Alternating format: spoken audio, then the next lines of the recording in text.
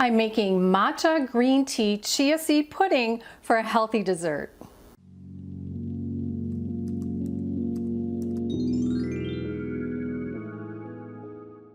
Hi, I'm GloryB, and this is GloryB-TV, a lifestyle channel for mature women who want to look fabulous, feel amazing, and age gracefully. Matcha is a young green tea that's made into a fine powder. In another video, I showed you how to make a matcha latte and a matcha smoothie.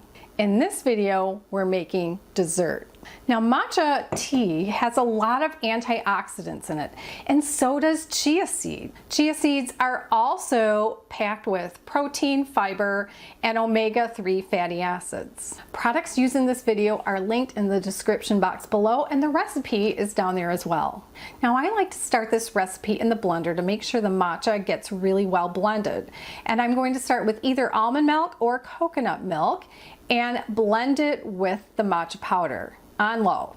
Then pour it into a medium-sized bowl, add the chia seeds and give it a stir. I like to use a spatula to get all the little seeds off the side of the bowl, and then also use a large whisk. Add some vanilla and some sweetener. I like to use maple syrup in this recipe, and mix it once again. Now at this point, you're going to let it sit on the counter for 15 minutes. Once 15 minutes is up, use a fork to stir it and break up any clumps. The chia seeds are absorbing the liquid and it will get clumpy. After mixing it with a fork, you're going to let it sit on the counter for 10 more minutes. And after those 10 minutes are up, you're going to mix it one more time with the fork, break up any clumps, and then use your large whisk to give it one last stir. At this point, I store it in a sealed container in the refrigerator, either for several hours or overnight. It'll thicken up. Later, to serve the pudding, spoon it into individual serving dishes, and if you like, you can top it with some banana.